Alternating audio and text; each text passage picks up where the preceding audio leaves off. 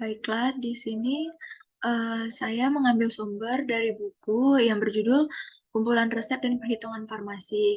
Buku ini juga telah ter-ISBN.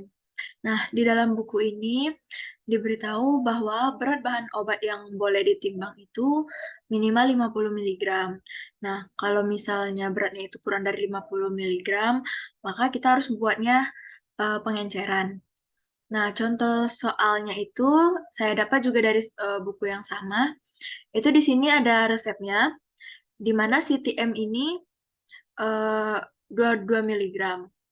2 miligram. Nah, karena dia kurang dari 50 miligram, maka dari itu kita lakukan pengenceran terlebih dahulu.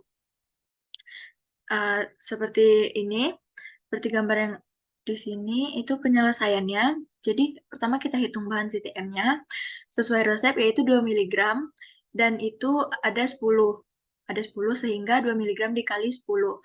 Jadi, takaran CTM dalam resepnya itu 20 miligram. Nah, kemudian minimal beratnya itu 50 miligram. Jadi, CTM-nya itu sama dengan 50 miligram.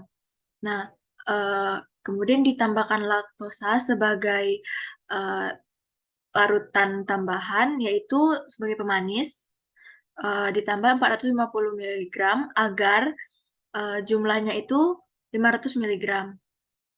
Nah, kemudian setelah itu kita masukin ke dalam rumus pengencerannya, di mana eh, rumus pengencerannya itu takaran takaran dalam resep per 50 miligram dikali jumlah total total larutannya.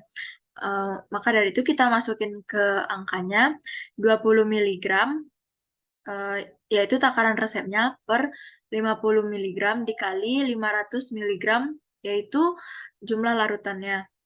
Nah, itu didapatkan hasil pengencerannya yaitu 200 miligram. Baiklah, di sini saya akan menjelaskan materi mengenai pemekatan larutan, di mana sumber yang saya gunakan yaitu buku dengan judul Kalkulasi Farmasetik yang sudah ber-ISBN.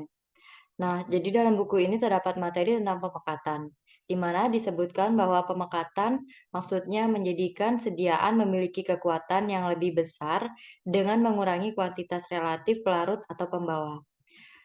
Kemudian dalam buku ini ada rumus atau persamaan yang digunakan untuk mencari pemekatan larutan, di mana persamaan yang digunakan yaitu Q1 dikali C1 sama dengan Q2 dikali C2, di mana Q1 ini merupakan kuantitas ke-1, C1 ini merupakan konsentrasi ke-1, Q2 merupakan kuantitas kedua, dan C2 merupakan konsentrasi kedua. Eh, Baiklah, langsung saja ke contoh soalnya, yaitu jika 1 galon suatu larutan 30% B per V diuapkan sehingga larutan tersebut memiliki kekuatan 50% B per V. Berapa volume larutan ini dalam mililiter? Nah, jadi rumus yang digunakan yaitu Q1 dikali C1 sama dengan Q2 dikali C2. Eh, Hal yang diketahui pertama yaitu Q1, di mana Q1-nya ini merupakan volume dari 1 galon. Volume 1 galon ini 3.785 ml. Mengapa mililiter? Karena dalam soal yang diminta ini dalam bentuk mililiter. Nah, kemudian yang diketahui yang kedua yaitu ada C1.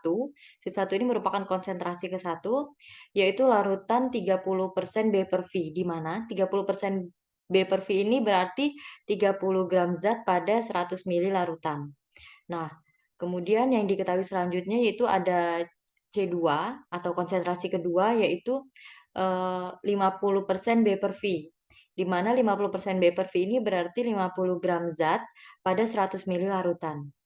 Eh, Kemudian yang ditanya itu Q2 atau X dalam bentuk mililiter. Untuk cara perhitungannya itu dapat dilihat 3.785 dikali 30% sama dengan X yang dicari dikali 50%. Nah, 3.785 ini dikali 30 per 100 dari 30%, kemudian diperoleh hasilnya 1.135,5. Nah, selanjutnya dibagi dengan 50 per 100. 50 per 100 ini dari 50% tadi, diperolehlah X atau Q2 sebesar 2.271 ml.